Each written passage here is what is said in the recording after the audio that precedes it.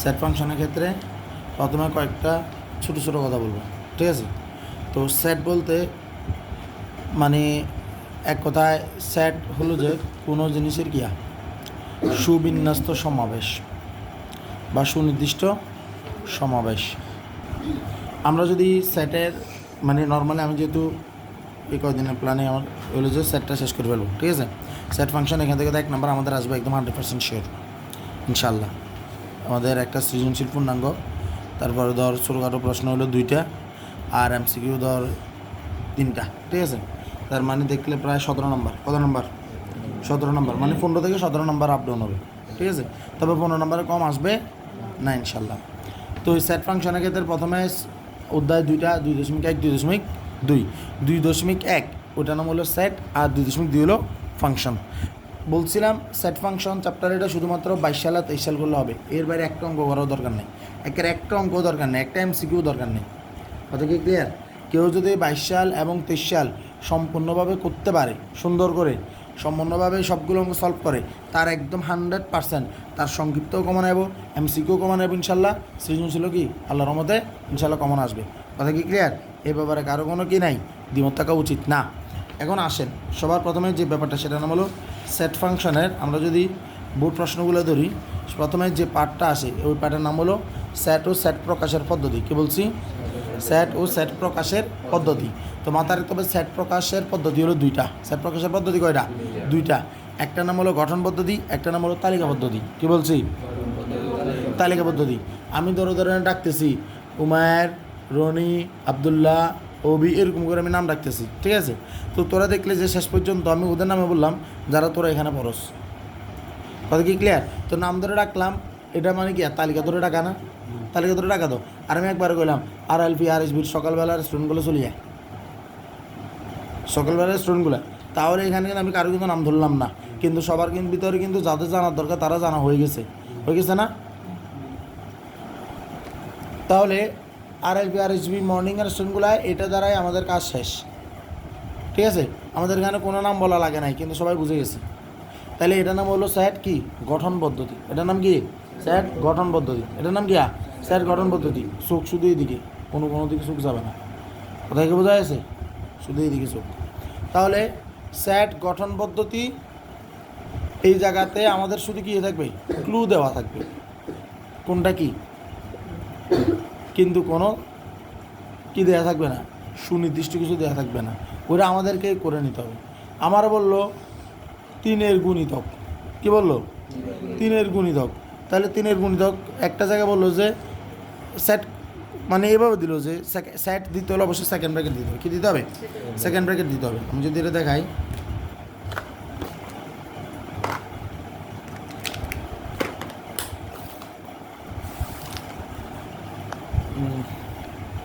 আগের পেজ রয়েছে কিছু,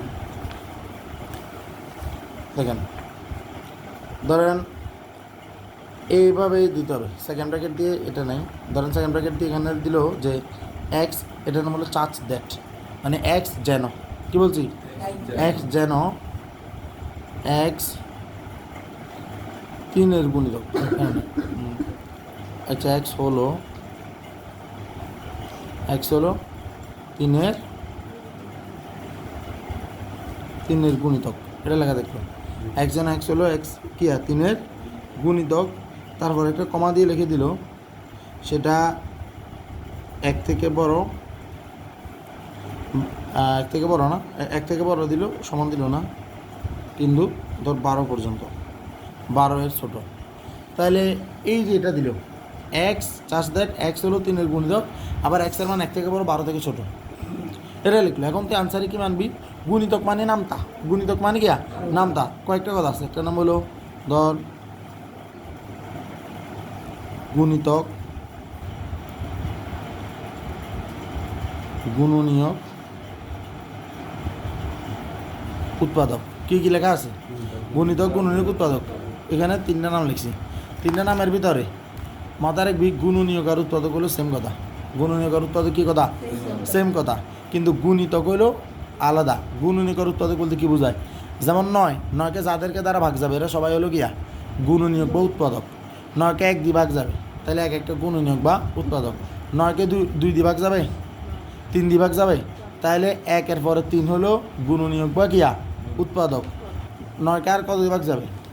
আর 9 দিয়ে ভাগ যাবে। আর কিছু দিয়ে ভাগ যাবে না, তাহলে 1, 3, 9 এই তিনটাই হলো 9-এর গুণনীয়ক বা উৎপাদক। কিন্তু 9-এর গুণিতক কি? গুণিতক মানে নামতা। কাকু কি বুঝি? গুণিতক মানে নামতা। তাহলে গুণিতক যদি নামতা হয় তাহলে ব্যাপারটা কীরকম? 9কে 9, 9 দুগুণে 18, 3 নং 27, তাহলে না এভাবে লিখবো না, ডিরেক্ট দেখ গুণনীয়ক করে লিখবো 1, 3, 9, 1, 3, 9। এটা হলো কি গুণনীয়ক, এটা হলো গুণনীয়ক বা কিয়া উৎপাদক, গুণনীয়ক বা উৎপাদক। কিন্তু গুণিতক যখন বলছে তখন 9 আসবে, তখন 18 আসবে, তখন 27 আসবে, 36 আসবে, 45 আসবে, চলতেই থাকবে, এটা চলতেই থাকবে। অর্থাৎ গুণিতক 9-এর এটার জন্য একটা নির্দিষ্ট সীমা দেওয়া উচিত, কারণ 9-এর নামটা দুনিয়াতে অসীম। এটা কি অসীম? কথা কি ক্লিয়ার? শেষ হবে কোথায়? আমরা কেমন জানি কোথায় শেষ হবে? সংখ্যার কি শেষ আছে? তো নামটা শেষ আছে না। কিন্তু গুণনীয়ক উৎপাদকের ব্যাপারটা গিয়া সুনির্দিষ্ট, সেটা গিয়া সুনির্দিষ্ট একটা পার্টিকুলার কিয়া নাম্বারের জন্য, সেটা কোনো একটা মানে নাম্বারের জন্য সেটা সুনির্দিষ্ট। এখন আমরা যদি এই যেখানে লেখা আছে এক্স হলো এক্সের, এক্স হলো 3-এর গুণিতক এবং এক্সের মান 1 থেকে বড় 12 থেকে ছোট, তাহলে আমরা এখানে কাকে কাকে পাবো? আমরা পাবো এখানে 3-এর গুণিতক, 3-এর নামতা।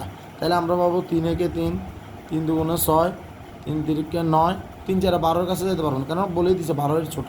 কি বলছে? 12-এর ছোট, 12-এর ছোট বলে দিছে না? তো 12-এর ছোট যেহেতু বলে দিছে, তাহলে আমি 12-তে যেতে পারবো না, 3, 6, 9। তাহলে এই দেখ, এটা হলো তালিকা পদ্ধতি, এটা হলো কী পদ্ধতি? তালিকা পদ্ধতি। আর উপরেরটা হলো কী পদ্ধতি? গঠন পদ্ধতি। উপরেরটা কী পদ্ধতি? গঠন পদ্ধতি। কথা কি বোঝা গেছে? তাইলে আমি এই যে গুণিতক 9-এর গুণিতক, এটা হলো তালিকা, কিন্তু আমি গঠন। কিন্তু আমি যদি বলি কি 9, 18, 27, 34, 45 এরকম করে যায়, তাহলে এটা হলো কি 9-এর তালিকা, মানে এটা হলো ওই সেটটার তালিকা পদ্ধতি, এটা হলো সেটটার তালিকা পদ্ধতি, এটা হলো গঠন পদ্ধতি। কথা কি ক্লিয়ার? তাহলে গঠন পদ্ধতিতে আমাদেরকে হিন্টস দেওয়া থাকবে, কিন্তু কোনো কি দেওয়া থাকবে না, অন্য কিছু দেওয়া থাকবে না। তালিকা পদ্ধতিতে ডিরেক্ট দেওয়া থাকবে, তোকে বাইর করতে হবে সেটা কি। ক্লিয়ার? যেমন ধর আমার এখানে লিখলাম আমি 2, 4, 6, 8, এটা লিখে আমি এখানে এটাকে স্টপ করে দিলাম। তাহলে এটা যে আমি কি ডিরেক্ট নাম লিখছি না? এটা কি কি এটা কি বোঝা যাচ্ছে আপাতত? কবি বল, এটা কি বোঝা যাচ্ছে আপাতত? মাশাআল্লাহ, এটা হলো তালিকা পদ্ধতি। ঠিক আছে, আচ্ছা, হ্যাঁ, ধন্যবাদ। এখন কথা শোন, তো 2, 4, 6, 8 আমি যখন এটা বলছি, তাহলে আমি ডিরেক্ট কি ওদের সংখ্যাগুলোকে দেখা দিচ্ছি না? আমি জানি না সেটা কি, কিন্তু সংখ্যা ডিরেক্ট লেখা আছে, তাহলে এটা একটা তালিকা পদ্ধতি। কিন্তু এটার আমি এখন কয়েকভাবে বলতে পারি। এটাকে ধর আমি বললাম যে, এই ব্যাপারটাকে ধর আমি এভাবে বললাম যে 2, 4, 6, 8কে আমি বলতেছি যে ধর এগুলো হলো এক্সের মান, তাহলে এক্স চার্জ দ্যাট, যে এক্স হলো দুইবার বলতে পারি, একটা বলতে পারি যে 2-এর গুণিতক, এগুলো গিয়া 2-এর গুণিতক, যেখানে এক্সের মান 2-এর বড় বা এর সমান, 8-এর ছোট বা এর সমান, অর্থাৎ 2 থেকে 8-এর ভিতরে অবস্থিত। তাহলে 8-এর ভিতরে আছে না 2 গুণিতক 2 নাম দানা এগুলো। আবার এটাকে আরেকটা কথা বলা যায়, যেটা সবচেয়ে বেশি জনপ্রিয়, সেটা কি? সেটা হলো এক্স চার্জ দ্যাট, মানে এক্স যেন এক্স হলো জোট স্বাভাবিক সংখ্যা। নর্মালি 2-এর গুণিতক বলে না, জোট স্বাভাবিক সংখ্যা বলে। এগুলো হলো জোট স্বাভাবিক সংখ্যা। আর যেগুলো 2-এর বড় বা এর সমান, 8-এর ছোটো বা এর সমান। বোঝা গেছে? ওদের বোঝা গেছে কি না? তো ঠিক তদ্রূপ এটার ক্ষেত্রেও এটা বলছিলাম। ক্লিয়ার? তো আমাদেরকে আসলে এই জিনিসগুলো ডিল করা লাগবে। আমরা মাথার কোনো সেট প্রকাশ পদ্ধতি দুইটা, ডিরেক্ট যদি এরকম দেওয়া থাকে তাহলে এগুলো বলে তালিকা পদ্ধতি, আর যদি হিন্টস দেওয়া থাকে তাহলে সেগুলোর নাম হলো গঠন পদ্ধতি। কথা কি ক্লিয়ার? এ ব্যাপারে তো কোনো দ্বিমত নাই। তাহলে আসেন আমরা প্রিভিয়াস কোয়েশ্চেন সলভ করি। কেউ যদি ভালো করে না দেখেন, ভিডিও দেখলে তো বুঝে যাবেন। তো প্রথমে যে ব্যাপারটা আছে সেটা হলো, দেখেন লেখা আছে এক্স এর মান 2, 3, 5, 7, কী লেখা আছে? ঠিক আছে, আমি এগুলোকে একটু করে দিই, একটা করে দিই। দেখেন লেখা আছে এক্স 2 3 5 7 এর সেট গঠন রূপ কোনটা এটা আমাকে বলছে। তো 2 3 5 7 এর কথা যদি আমি বলি, এই ব্যাপারটা দেখা যাচ্ছে যে এটা হলো 2 3 5 7। আপনারাই বলেন আমার সাথে, 2 3 5 7 এটা কি 2 3 5 7 এগুলো কি মৌলিক সংখ্যা না? এগুলো কি সংখ্যা? মৌলিক সংখ্যা। যে মৌলিক সংখ্যাটা 2 থেকে শুরু হচ্ছে 7 শেষ হচ্ছে, 2 শুরু 7 শেষ, তাহলে এটা হলো মৌলিক সংখ্যা। তার মানে এখানে মৌলিক সংখ্যা 2টা আছে, ক নম্বরও মৌলিক সংখ্যা আছে, গ নম্বরও মৌলিক সংখ্যা আছে। কিন্তু একটা জায়গায় সুন্দর করে লেখা আছে এক্স বিলংস টু এন, প্রথমে এন লেখা আছে। এন মানে কি স্বাভাবিক সংখ্যা, এন মানে কি সংখ্যা স্বাভাবিক সংখ্যা। এখানে আপনাদের একটা জিনিস আবার ক্লিয়ার করে রাখি, এটা দরকার আছে, সেটা হলো আপনারা স্বাভাবিক এই আমরা যে সংখ্যা আছে না, সংখ্যা এই দুনিয়াতে সংখ্যা হলো 2 ধরনের। সংখ্যা কয় ধরনের? 2 ধরনের। প্রথম হলো সংখ্যা হলো বাস্তব, আরেকটা নাম হলো অবাস্তব। কি বলছি? বাস্তব আর অবাস্তব। এখন বাস্তব সংখ্যা কোনগুলা? বাস্তব সংখ্যা কোনগুলা? প্রথম দফায় হলো যে অবাস্তবটা চিনে নিলে বাস্তবটা ইজি হয়ে যাবে। ঋণাত্মক সংখ্যার বর্গমূলকে বলে অবাস্তব। কি বলছি? কি বলছি? অবাস্তব হলো কারা? ঋণাত্মক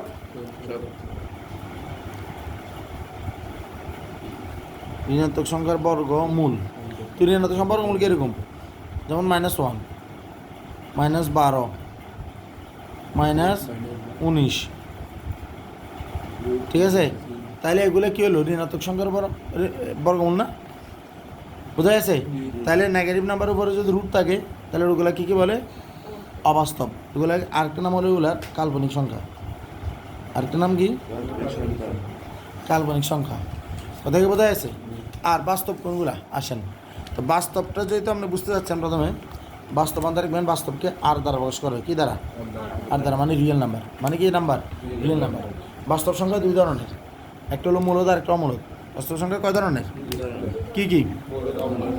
বাস্তব সংখ্যা 2 ধরনের। একটা নাম হলো মূলদ,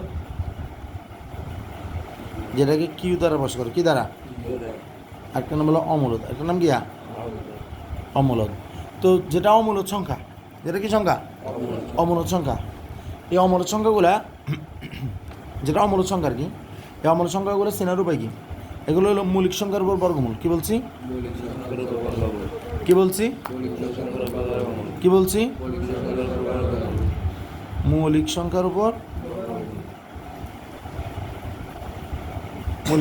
বর্গমূল। সেটা কীরকম?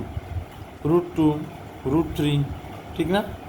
এরকম রুট ধরো 17, এগুলো ঋণাত্মক সংখ্যার উপর বর্গমূল। এখন কত মৌলিক সংখ্যার বর্গমূল। কিন্তু এখানে একটা কথা আছে, অমূলদকে নর্মালি বলে যে অমূলদ কাকে বলে, বলতে হবে যে যাদেরকে ভগ্নাংশ আকারে প্রকাশ করা যায় না। কি বলছি? কি বলছি? যাদেরকে ভগ্নাংশ আকারে প্রকাশ করা যায় না।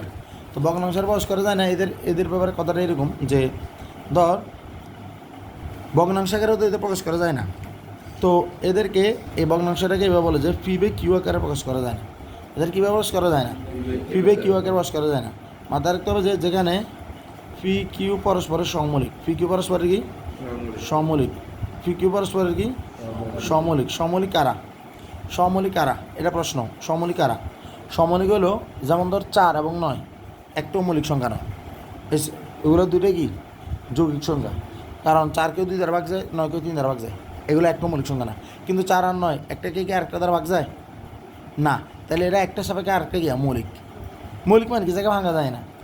তো 4-এর সাপেক্ষে 9কে ভাঙা যায় না। 4 দিয়ে 9কে আমি ভাঙতে পারবো না, বা 4কে আমি 9 দ্বারা ভাঙতে পারবো না। তো একটাকে যদি আরেকটা দ্বারা ভাগ না যায় তখন সেগুলোকে বলে সমমৌলিক। কি বলে? সমমৌলিক। 4 আর 9 হলো পরস্পরের সমমৌলিক। তো 4 আর 9 যদি ভগ্নাংশ আছে 9/4 বা 4/9 এরকম একটা সম্পর্ক হয়ে যাবে না? কাটাকাটি যাবে? যাবে। কিন্তু আমি যদি এখন লিখি 16/8 তাহলে কাটাকাটি যে 2 হয়ে যাবে না? হয়ে যাবে কি না? তারপর আমি যদি লিখি মানে সামহাও কি, আবার আমি যদি লিখি 8/16 তাহলে কাটাকাটি যে কথা হাফ হয়ে যাবে না? তো হাফের পর আর কিছু আসবে না। তাহলে এগুলো কি বলে? এগুলোকে বলে ভগ্নাংশ আকারে প্রকাশ। প্রত্যেকটা ভগ্নাংশ আকারে যারা প্রকাশ পায়, কি বলছি? যারা ভগ্নাংশ আকারে প্রকাশ পায় এরা হলো সসীম দশমিক ভগ্নাংশ। এরা কি? সসীম দশমিক ভগ্নাংশ। এদের একটা নাম কি? সসীম দশমিক ভগ্নাংশ। কেন? হাফকে আমি লিখতে পারি 0.5। কি লিখতে পারি? 0.5। তাহলে দশমিক আবার এটা সসীম, কারণ দশমিকের পরে যে সংখ্যাটা আছে এটা নির্দিষ্ট, এটা গিয়া নির্দিষ্ট। কিন্তু আজকে তুই 10কে 3 দ্বারা ভাগ কর, দেখবি আসবো 3.333333 চলতেই থাকবে, এই 33 চলতেই থাকবে। এটা হলো অসীম দশমিক ভগ্নাংশ, এটা গিয়া অসীম দশমিক ভগ্নাংশ। এখন অসীম দশমিক ভগ্নাংশ এরা সাধারণত আবার অমূলদ হয়। কী হয়? অমূলদ হয়। তবে কথা আছে, কারা অমূলদ হবে? সবাই না। যাদের অসীম দশমিক ভগ্নাংশের ক্ষেত্রে প্যাটার্ন চেনা যায় তারা মূলদ হবে, যাদের প্যাটার্ন চেনা যায় না তারা অমূলদ হবে। এখন প্যাটার্ন চেনা না চেনা কি? প্যাটার্ন চেনা হলো যদি দশমিকের পরে সংখ্যাটা কোনটা আসবে এটা বলা যায়, আসতেছে 3 পরে গিয়ে বঙ্গবন্ধু হইব না, বুঝিয়ে নিয়ে কোন আইব? 3 আইব। এরপরেও কথা আইব 3 আইব, এরপরেও কথা আইব 3 আইব। এখানে আমরা বুঝে গেছি এটা প্যাটার্নটা 3। তার মানে এটা অসীম দশমিক ভগ্নাংশ, কিন্তু এটাকে আমরা কি বলবো? এটাকে আমরা মূলদ বলবো। কেন? কারণ আমরা জানি এটা এখানে কি আসতে যাচ্ছে। দেখে বোঝা গেছে? আজকে আমি যে ধরলাম এই কী বলা যায়, ধর 8কে 3 দ্বারা ভাগ করলাম, 8কে 3 দ্বারা ভাগ করলে কত পাবো? 2.66666 চলতেই থাকবে, 2.6666 চলতেই থাকবে। তাহলে আমরা বুঝতে পারলাম যে 6টা আবার আসবে, আবার আসবে। আওয়ামী লীগের মতো ওরা বারবার ফিরে আসতে চাইবে, আওয়ামী লীগ না আসলেও তারা আসবে। কথা কি বোঝা আছে? বলে না আওয়ামী লীগ ভয়ঙ্কর রূপে ফিরবে, 6 ভয়ঙ্কর রূপে ফিরবে, আসবেই। 1000 পরেও যদি আমি যাই আবার 6 আসবে। কথা কি ক্লিয়ার? তার মানে এই যে এদের যে প্যাটার্নটা মিল আছে না, এই যে মিল আছে এদেরকে বলে কিয়া অসীম দশমিক ভগ্নাংশ। এদের আরেকটা নাম হলো আবৃত দশমিক ভগ্নাংশ। আরেকটা নাম কি? আবৃত দশমিক। অর্থাৎ এদেরকে লেখা যায় 3.3 পুনবণিক, 2.6 পুনবণিক দ্বারা বোঝায় এটা বারবার আসবে। পুনবণিক সর্বোচ্চ 2টা সংখ্যার উপর পুনবণিক দেওয়া যায়, ঠিক আছে? আচ্ছা ওইগুলো হিসাব বাদ, কারণ তোমাদের প্রথমত বাদ করে দিচ্ছে যে তোমরা এটা যোগ্য না, এটা প্রথমত তোমাদের বাদ। তাহলে আমি এটা নিয়ে আর কোনো কথা বলবো না। তা আমি বোঝানোর জন্য বলতেছি এই আবৃত দশমিক ভগ্নাংশ যেটা, ঠিক আছে, এরও ভগ্নাংশ আকারে পড়ে। এদেরকেও কী বলা যায়? মূলদ বলা যায়। কিন্তু এই যে আমি যে 4/9 লিখলাম, 4/9 এরা পরস্পরের সমমৌলিক। এদের ভগ্নাংশ যেটাই হোক, এদেরকে যে ভগ্নাংশ প্রকাশ করা যাচ্ছে এটা মূলদ, মানে ভগ্নাংশ আকারে প্রকাশ করা গেলেই মূলদ। কিন্তু মৌলিক সংখ্যার উপর যেগুলো বর্গমূল পড়ে এদেরকে ভগ্নাংশের প্রকাশ করা যায় না, আজকে যদি আমি √2কে দেখি, √2 মান হলো 1.4142 করি, এরকম চলতেই থাকবে। কিন্তু প্যাটার্ন মিল নেই, 4142 তারপরে 5 এরকম করে অনেক কিছু আসবে, কিন্তু কোনো প্যাটার্নের কি নাই, মিল নাই, যে মানে কোনটা পর কোনটা আসবে এটা কেউ জানে না। যেটাতে জানা যায় সেটা অসীম দশমিক ভগ্নাংশ হইলেও ওটা গিয়া আবৃত।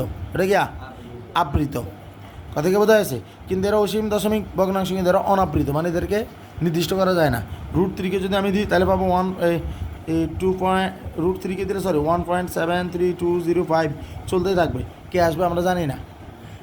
কথা কি ক্লিয়ার? এইরকম যেমন 5 একটা অমূলদ সংখ্যা, একটা কি সংখ্যা? অমূলদ সংখ্যা, কারণ এদের সুনির্দিষ্ট প্যাটার্ন নাই।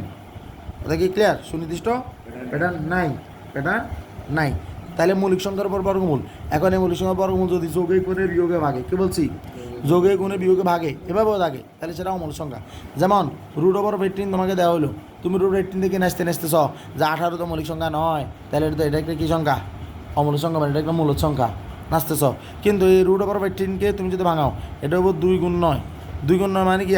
9-এর উপরে বর্গমূল, মানে এটা হয়ে যাবে 3, 2-এর উপরে বর্গমূল √2 থেকে যাবে। তাহলে যেটাই √18 সেটাই 3√2, যেটাই √8 সেটাই আবার 2√2। তার মানে এই যে √8 দেখতেছ মৌলিক সংখ্যার উপর বর্গমূল নয়, কিন্তু এটা মৌলিক সংখ্যা নয়, তাহলে যৌগিক সংখ্যার বর্গমূল। কিন্তু আলটিমেটলি মৌলিক সংখ্যা একটা গুণে রয়ে গেছে, √2 রয়ে গেছে, √2 একটা রয়ে গেছে। তো √2 এটা অমূলক সংখ্যা। কোনো অমূলক সংখ্যা যদি যোগে গুণে বিয়োগে ভাগে আরেকটা সংখ্যার সাথে লেগে যায়, তাও সেটা অমূলদ হয়ে যায়। অমূলদ হলে এক ধরনের বিষের মতো, সেটা যার সাথে লাগবে সেটাও কী হয়ে যাবে? অমূলদ হয়ে যাবে। কথা কি ক্লিয়ার? কাইন্ড অফ অ্যালার্জি, একটু কন্ট্রাক্টাইলে গিয়া অ্যালার্জি হয়ে গেছে। কথা ক্লিয়ার? এরকম। তার মানে এই যে √3/2 আমি যদি দিই, তাহলে অমূলদ সংখ্যা একটাই কমছে, ভাগ আছে না, ভাগের লব হিসেবে আছে না, অমূলদ হয়ে গেছে। নিচে আছে, অমূলদ হয়ে গেছে। গুণে আছে, যোগে আছে, বিয়োগে আছে, অমূলদ হয়ে গেছে। এখন যারা মূলদকে কিউ দ্বারা প্রকাশ করে, মূলদ কি ভগ্নাংশ আকারে প্রকাশ করা যায়। এখন মূলদের ভগ্নাংশ আকারে ব্যাপারটা 2 ধরনের। একটা নাম হলো ভগ্নাংশ, একটা নাম গিয়া, একটা নাম হলো পূর্ণ সংখ্যা, একটা নাম গিয়া, এটার নাম গিয়া পূর্ণ সংখ্যা। পূর্ণ সংখ্যা যেটা এটা হলো ইন্টিজার, এটাকে জেড দ্বারা প্রকাশ করে, কী দ্বারা প্রকাশ করা হয়? কী দ্বারা প্রকাশ করা হয়? জেড দ্বারা। কী দ্বারা প্রকাশ করা হয়? জেড দ্বারা। ভগ্নাংশ প্রকৃত অপ্রকৃত, হর বড় লব ছোট। এখন এই যে কথাটা বললাম যে পূর্ণ সংখ্যার কথা বলতেছিলাম, তো পূর্ণ সংখ্যাটা সরি ভগ্নাংশ প্রকৃত অপ্রকৃত। ভগ্নাংশ কয় ধরনের? প্রকৃত অপ্রকৃত। তো প্রকৃত ভগ্নাংশ কারা? প্রকৃত ভগ্নাংশ হলো আমাদের ভগ্নাংশ মানে কি নিচে হর উঁচে লব, নিচে হর উঁচে লব। যেমন আমি লিখলাম 2/3, কি লিখলাম? 2/3। তার মানে 3 হর এটা বড়, 2 লব এটা ছোট, এটা একটা প্রকৃত ভগ্নাংশ। যদি লব লেস দেন হর হয়, লব যদি হরের থেকে ছোট হয় তাহলে এটা প্রকৃত ভগ্নাংশ। তো 100 কিল্লাইলি না 99 তোরা মন তো লোকে চিল্লার কবি। আমি একজন গণিত প্রেমিক মানুষ, একজন গণিত প্রেমিকের কাজ হলো ভগ্নাংশকে প্রকৃত রাখা। প্রকৃত ভগ্নাংশ রাখতে হলে পরীক্ষায় যা আছে তা পাওয়া যাবে না, কারণ হরকে সবসময় বড় রাখতে হবে। পরীক্ষায় 100তে হয় সেটা হরে থাকে, আর হরকে কখনো ধরা যাবে না। কথা কি বোঝা গেছে? এটা বলে আর যে হরের আর লবের পার্থক্য যত বেশি, ওই প্রকৃত ভগ্নাংশ তত শক্তিশালী, এটা তত বেশি প্রকৃত। তার মানে পরীক্ষায় যদি আমি 100তে 1 পাই, সেটা আরও বেশি পরিমাণের কী হবে? একজন আদর্শ গণিত প্রেমিকের কাজ হবে। ঠিক আছে? সুতরাং 10-এ 1 পাওয়াটা 10-এ 1 100তে 1 পাওয়াটা 100 থেকে 99 থেকে কি অনেক বেশি কল্যাণকর এবং গিয়া লয়ালিটি প্রকাশ করে গণিতের প্রতি। ঠিক আছে? তার মানে ভালো স্টুডেন্ট গণিতকে পছন্দ করে, পরীক্ষা 100তে 1 পাইতে পছন্দ করে। এখন আয় যারা 100তে 100 পায়, এখন তোর মুখ হইল অমুকের হজিরাজ চন্দ্র পালের উত্তম কুমার চক্রবর্তরের মাইয়ত কি আইছে 100তে 100 হয়েছে, তুই কি লাইলি না? তখন তুই কবি নামের ভিতরে যেরকম চক্রবর্তর চলে, পরীক্ষার খাতাতে চক্রবর্তর। ঠিক আছে? 100তে 100 পাইয়া সে প্রকৃত ভগ্নাংশকে কী করলো? অস্বীকার করলো। সে অপ্রকৃত ভগ্নাংশকে কী করলো? ডিনাই করলো। সে বিশ্বাসঘাতকতা করলো গণিতের সাথে। এরকম নাম্বার পাওয়ার চেয়ে না পাওয়া অনেক ভালো। ঠিক আছে? এরা শুধু দেশের শত্রু নয়, এরা গণিতের শত্রু। কথা কি বোঝা গেছে? এরকম করেই কিছু করে দিতে পারবি। কি ক্লিয়ার? আর যদি কেউ 100তে 100 হাসায়, তাহলে তো নির্ঘাত নকল করছে, যাই যে লিখছে এখানে তো বুঝাই যার হাতে যা কাম করছে, যার কারণে তো কইতে হইতে না তো কত নম্বর আনসার করছে। এটা ক্লিয়ার? এটা একটা কি ভগ্নাংশ? অপ্রকৃত ভগ্নাংশ। তার মানে অপ্রকৃত ভগ্নাংশ হলো কোনোভাবে যদি লবটা হরের সমান বা ছাড়িয়ে যায়, বড় হয়ে যায়, তখন ভগ্নাংশটা অপ্রকৃত হয়ে যায়। অপ্রকৃত ভগ্নাংশকে দূরে রাখার জন্য, প্রকৃত ভগ্নাংশকে টিকে রাখার জন্য একজন মুমিন গণিত প্রেমিকের কাজ হলো পরীক্ষায় সবসময় কম কম নাম্বার পাওয়া। ঠিক আছে? কথা কি ক্লিয়ার? ঠিক আছে। এখন আয় এই প্রকৃত ভগ্নাংশ অপ্রকৃত ভগ্নাংশ চেনা গেছে কিনা? চেনা গেছে না? চেনা গেছে তো? ওকে। এখন এই যে অপ্রকৃত ভগ্নাংশ যে তুই যে চিনলি, এই অপ্রকৃত ভগ্নাংশ আরেকটা অপ্রকৃত ভগ্নাংশ তুই দেখবি, সেটা হলো মিশ্র ভগ্নাংশ বলে। যেমন আমি বললাম 5/2, এই 5/2কে আমি চাইলে কি লিখতে পারি? 2 সমস্ত 2/1 বলতে পারি না? পারি না? 5/2কে 2 সমস্ত 2/1 বলতে পারি না। যখনই দেখবি যে কোনো একটা মিশ্র ভগ্নাংশ আছে বা সমস্ত আছে, তাইলে মনে করবি যে ওটা কিসে আছে? ওটা অপ্রকৃত আছে। ওটা কিসে আছে? অপ্রকৃত আছে। তোরা কি আমার কথা কি বুঝছস কিনা? তার মানে প্রত্যেকটা মিশ্র ভগ্নাংশ কিন্তু কী ভগ্নাংশ? অপ্রকৃত ভগ্নাংশ। ক্লিয়ার? এখন এই যে পূর্ণ সংখ্যার কথা যে বললাম জেড, এই জেডটাকে আবার আর কি বিশ্লেষণ করতে হবে। এই পূর্ণ সংখ্যা 3 ধরনের পূর্ণ সংখ্যা। কয় ধরনের? প্রথম নাম হলো ঋণাত্মক পূর্ণ সংখ্যা। কিয়া? সেটা কি? -1 -2 -3 এরকম করে চলতে থাকবে। বোঝা গেছে? তারপর নাম গিয়া 0, তারপর গিয়া 0, তারপরটার নাম গিয়া ধনাত্মক পূর্ণ সংখ্যা। সেটার নাম গিয়া ধনাত্মক পূর্ণ সংখ্যা।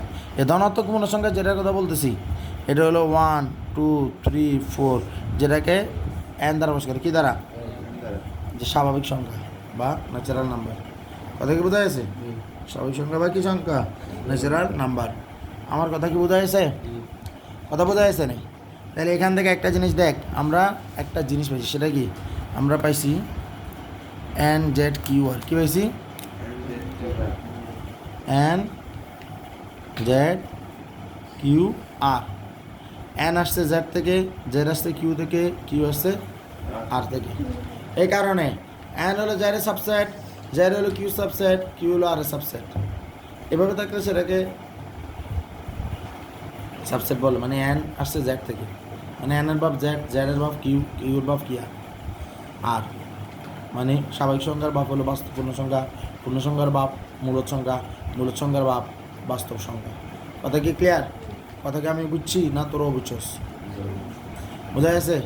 এটা খুব ডিপ লেভেলের কথাবার্তা। প্রথম অধ্যায়ের সম্বন্ধে যে একটা ঘাটতি ছিল, যেহেতু ছিল শর্ট সিলেবাস প্রথম অধ্যায় দেয় নাই, ওই ঘাটতিটা এটার মাধ্যমে ফিল আপ করা হলো।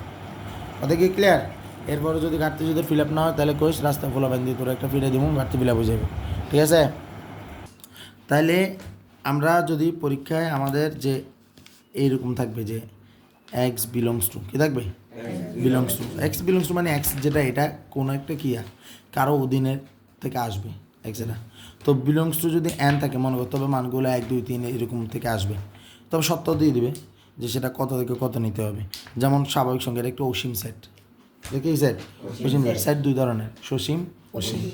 যেমন 3-এর গুণিতক কোথায় শেষ আমি জানি না, 3-এর নামটা আমরা 10 পর্যন্ত শিখছি, মনে করিস না 3-এর নামটা 10 পর্যন্তই আছে, ঠিক না? 20 পর্যন্ত আছে, 30 পর্যন্ত আছে, এটা কোটি কোটি পর্যন্ত আছে, এটা আল্লাহ ভালো জানেন কত পর্যন্ত আছে। এটা অসীম সেট।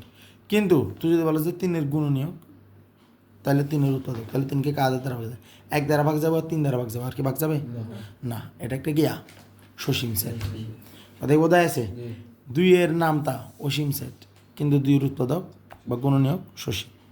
তো আমরা যখন স্বাভাবিক সংখ্যা এরকম লাগে এটা একটা অসীম সেট, এটা কি সেট? অসীম সেট। তো অসীম সেটকে আমাদের ধর এই যে এখানে আমি এখন কিছুক্ষণ আগে একটা জিনিস লিখছিলাম কিনা তো আমি বুঝতেছি না। যেমন ধর এই যে দেখ, এই যে এক্স, এই যে এক্স এখানে বলছি, এটা কিন্তু এভাবে লেখা থাকতে পারে এক্স বিলংস টু এন, এক স্বাভাবিক সংখ্যার অধীনে। চাষ দ্যাট জানো এক্স হলো 2-এর গুণিতক, 2-এর নামটা 2-এর সমান বা বড়, 8-এর সমান বা ছোট। তাহলে এই কথাটা দ্বারা এই অসীম ব্যাপারটাকে সসীম করা হলো। কথা কি বুঝছস? যেভাবে তোদের অসীম লেভেলে যাই আমি এটা মারফিট করি, সসীম করানো যায়। ঠিক আছে? কয়েকটা মার দিলে তোরা যেরকম যার দৃষ্টি মাফ করে দাস ওইরকম আর কি। এরপরে যেমন ধর এটা, যেমন এটাকে তো ওইটাই বলছিলাম যেটা এটাই সাধারণত থাকে এক্স বিলংস টু স্বাভাবিক সংখ্যা, এক্স হলো জোট স্বাভাবিক সংখ্যা, 2-এর বড় বা সমান, 8-এর ছোটো বা কিয়া সমান। ঠিক আছে? তো এখানে যদি আমাদের অঙ্ক অনেক সময় প্রবলেম করে, সেটা কীরকম? যেমন বিভিন্ন মিডল টার্ম ফ্যাক্টর করি না, যেখানে এক্সের মান ধর মাইনাস আসে আবার প্লাস আসে, হয় না? ধরো একটা অঙ্ক আসছে যেখানে এক্সের মান আসছে -2 আবার কত 3, কিন্তু এটার একটা অঙ্ক এটা মিডল টার্ম ফ্যাক্টর থেকে আসছে, ধরো আর কি যে এক্সের মান -2, ওয়ের মান কত 3। সেটা কীরকম হতে পারে? ধরো একটা প্রশ্ন আছে এরকম যে এক্স স্কোয়ার ধরো -5x + 6, কথা কি বোঝা যাচ্ছে? যোগ করে ফার্স্ট মিলাতে হবে, তাহলে এক্স স্কোয়ার -3 প্লাস কত 2, ঠিক আছে? না এটা তো এখানে সংখ্যা মাইনাস আসবে না, দুটোটাই পজিটিভ আসবে। তাহলে কীরকম নেওয়া যায়? আচ্ছা এটাকে যদি আমি -6 দিই তাহলে এটা কী হবে? বিয়োগ করে 5 মিলাতে হবে, তার মানে কত 6 - 1, এখানে কি মাইনাস আছে 6 মাইনাস কত 1x + 6। তাহলে এখান থেকে দেখা যাবে যে এক্সের মান -6 আর এক্সের মান হবে +1, এই দুটো উৎপাদক হবে, যেখানে এক্সের মান হবে 6 আর এক্সের মান হবে কত -1, এক্সের মান 6 আর এক্সের মান কত -1। এখন পরীক্ষায় আমার ধর এই প্রশ্নটা দেওয়ার আগে আমাকে এভাবে লিখে দিল এক্স বিলংস টু এন, জানো charge that x square -5x + 6, এভাবে লিখে দিচ্ছি, এটা x belongs to N, x মানে স্বাভাবিক সংখ্যা। তাহলে দেখ আমার পরীক্ষায় শুধু 6টা আমি নিতে পারবো, উত্তরে কোনটা নিতে পারবো? 6 নিতে পারবো। অনেক বড় বড় স্টুডেন্ট দেখছি আমি, শুধু এইভাবে স্টুডেন্ট না, এটা বিভিন্ন বিসিএসও আসে, আবার এরকমও দেখছি অনেক অনেক ভালো লেভেলের স্টুডেন্ট এই জায়গায় ভুল করে আসছে। ভুলটা কী কারণে? অঙ্ক পারে না যে এটা না, ওরা অঙ্ক পারে, প্রবলেমটা হলো যে এনের ব্যাপারটা মাথায় থাকে না, এনের ব্যাপারটা খেয়াল থাকে না। অঙ্ক তো করিয়ে এলেছি শেষ, 6 আর 1 -1 বাইরেছে, আনসার ওইটাই দেখায় দেয় বা ওইটাই লিখে দেয়, কিন্তু এটা করা যাবে না। কেন? এন আছে মানে গিয়া বেশি খারাপ লাগে চলে যাবা চোখ ব্যথা করে। আচ্ছা তুমি নাহলে প্রয়োজন মাথা ডাউন করে একটু থাকো, একটু ঘুমের মতো করো, আমরা আস্তে কথা কেউ ডিস্টার্ব করছি না। যাতে সিলেক্ট করতে না হয়।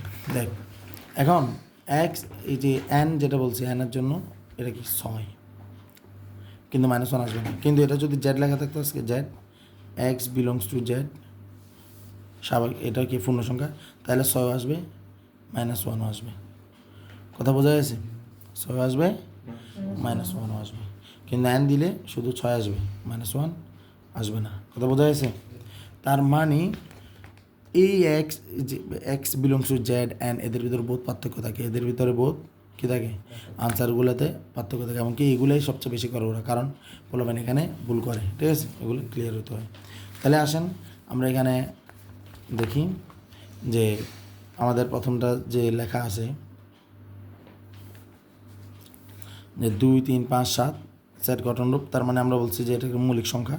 তাইলে প্রথম হলো যেটা সবগুলো দেখতেছি পজিটিভ ধনাত্মক পূর্ণ সংখ্যা, এই কারণে বলবো এক্স বিলংস টু এন। তাহলে এক্স বিলংস টু এন আছে কয়টা, সবগুলো এক্স বিলংস টু এন, এটা সত্য হয়ে গেল। এগুলো হলো মৌলিক সংখ্যা। তাহলে মৌলিক সংখ্যা আছে 2টা, একটা হচ্ছে একটা এত নম্বর, এক ক নম্বরে আর গ নম্বরে। ক নম্বরে বলছে এক্সের মান 7 ছোটো বা সমান, আর গ নম্বরে বলছে এক্সের মান 1 সমান বা এর ছোটো। তো 2, 3, 5, 7 কি 1 ছোটো? তাহলে এটা মিথ্যা কথা বলছে না? হ্যাঁ, এগুলোকে বাদ দিয়ে সত্যটা তুলে নিতে হবে। এক্সের মান 7 ছোটো বা সমান।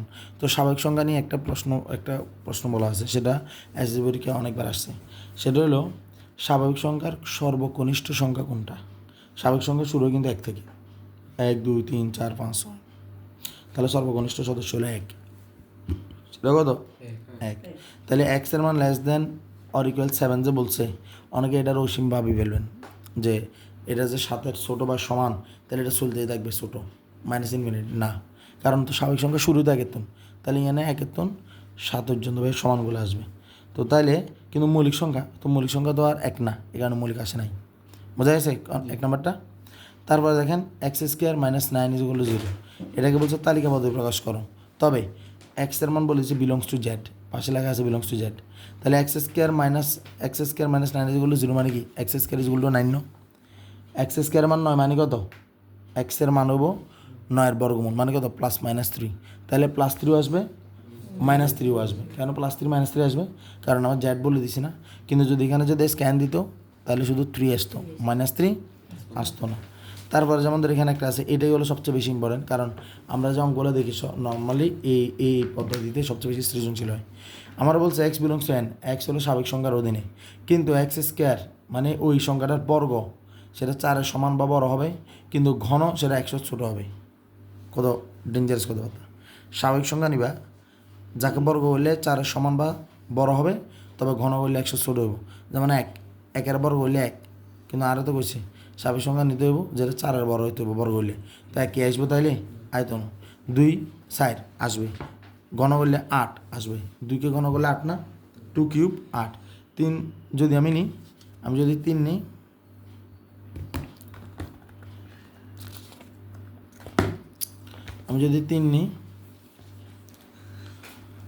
তাহলে 3 নিলে 3-এর বর্গগুলো কত 9 আর ঘন কত 27, তাহলে আসবে। আমি যদি 4 নিই, 4-এর বর্গ 16, এটা ওই যে কন্ডিশন দিছে না, বর্গ বললে 4-এর বড় হবে, বড় হয়েছে না, হয়েছে। আর ঘন করলে হলো কত 64, এটাও মিলছে। তারপরে ও 2ও মিলছিল না, 2 4 আর কত 8। এবার আমি যদি 5 নিই, 1 মিলে না, মনে আছে 1 4 চেয়ে ছোটো হয়েছে না, কিন্তু বড় হলে 4 বড় হইতে হবে না, কারণ এটা বাদ। এরপরে 5 নিলে হলো কত 25, কন্ডিশন একটা ফিল আপ করছে, কিন্তু ঘন করলে 125, এই কন্ডিশনটা ফিল আপ হয়নি। তার মানে আনসার আসতে আছে শুধু 2 3 4। বোঝা গেছে ঘরে কেমন করছি? তার মানে আনসার হলো শুধু 2 3 4। এরপরে বলছে x belongs to N, x হলো স্বাভাবিক সংখ্যার অধীনে, তবে বলছে এক্সের মানটা হলো 4-এর বড় হতে হবে, তবে 4-এর বড় হতে হবে, তবে 5-এর সমান বা ছোটো হইতে পারে। 5-এর সমান বা কী হতে পারে, ছোটো হতে পারে। 4-এর বড় 5-এর সমান বা ছোটো আছে কি, খালি 5-এ তো শুধু কি আছে 5 আছে, স্বাভাবিক সংখ্যা। ক্লিয়ার? কিন্তু আজকে যদি অঙ্কটা যদি এরকম বলতো, এখন অঙ্কটা যদি এরকম হইতো যে এক্সের মান 4-এর বড় 5-এর ছোটো, কিন্তু বলি তো দিচ্ছে প্রথমে এক্স বিলংস টু এন, স্বাভাবিক সংখ্যার অধীনে। 4 এবং 5-এর ভিতরে অন্য কোনো স্বাভাবিক সংখ্যা আছে না, আছে নাই, তাহলে আনসার কী হবে? ফাঁকা সেট। আনসার কী হবে? ফাঁকা সেট। আনসার কী হবে? ফাঁকা সেট। কিন্তু আমি অনেক বলদ দেখছি, এটা ফাঁকা সেট, এটা ফাঁকা সেট, কিন্তু এগুলো এটার এইভাবে লেগে, ঠিক আছে, পরে দিয়ে ওদের নাম্বারটাই ফাঁকা সেট হয়ে যায়, ঠিক আছে। এমন ফাঁকা সেট আঁকার দরকার নেই। কথা কি ক্লিয়ার? ফাঁকা সেট নর্মালি, আবার বলতেছি, এটা ফাঁকা সেট, এটা ফাঁকা সেট, কথা ক্লিয়ার।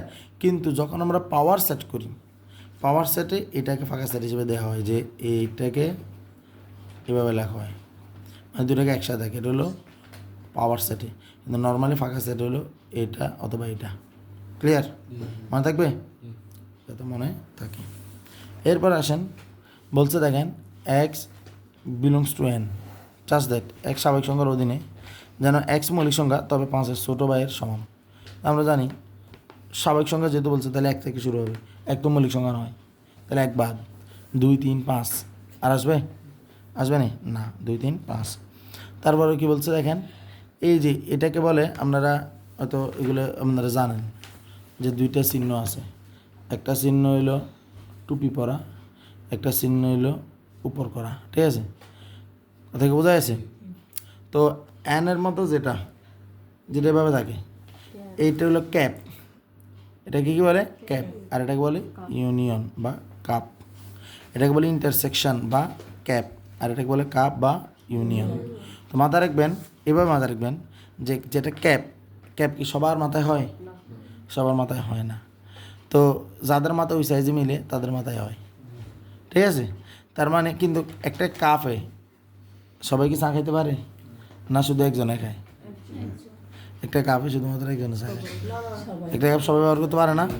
তো একটা ক্যাপ সবাই ব্যবহার করতে পারে না, তার মানে ক্যাপে যেটা ক্যাপ, যেটা ইন্টারসেকশন, এটা হলো শুধু কমনগুলা, যেটা এর সাথে মিলবে তারাই আসবে। কিন্তু যেটা কাপ, এটাতে যাতে এতে চলে যাবো, ঠিক আছে। উত্তর কোনার এতে নাম দে যখন চলে আসে চলে যাবো, দক্ষিণ কোনার এতে সব চলে যাবো, কেউ বাদ যাবে না কোনো শিশু, ঠিক আছে, ইউনিয়ন থেকে। কথা কি ক্লিয়ার?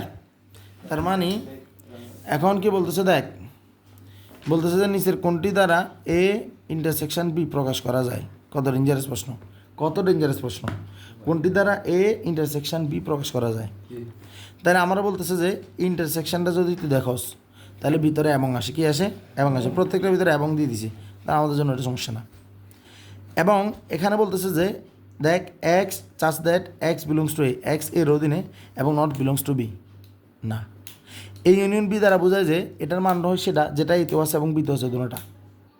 এই সরি, ইন্টারসেকশন বি দ্বারা বোঝায় যে এতে ধর লেখা আছে, আমি ধর এবার বলি যাদের প্রায়র নলেজ নাই, ধর আমি এখানে একটা জায়গায় লিখলাম 2, 3, 5, এটা হলো একটা এই সেট, বি সেট আমি দিলাম যে ধর 3, 4, 5। তাহলে আমি যখন এ ইন্টারসেকশন বললাম, ইন্টারসেকশন বি বললাম, তখন আসবে 2 আর 5 যেগুলো কি বমি আসতেছে, হ্যাঁ। এখন ইনস্ট্যান্ট বালতি দিব, এসে ছুটি যাও।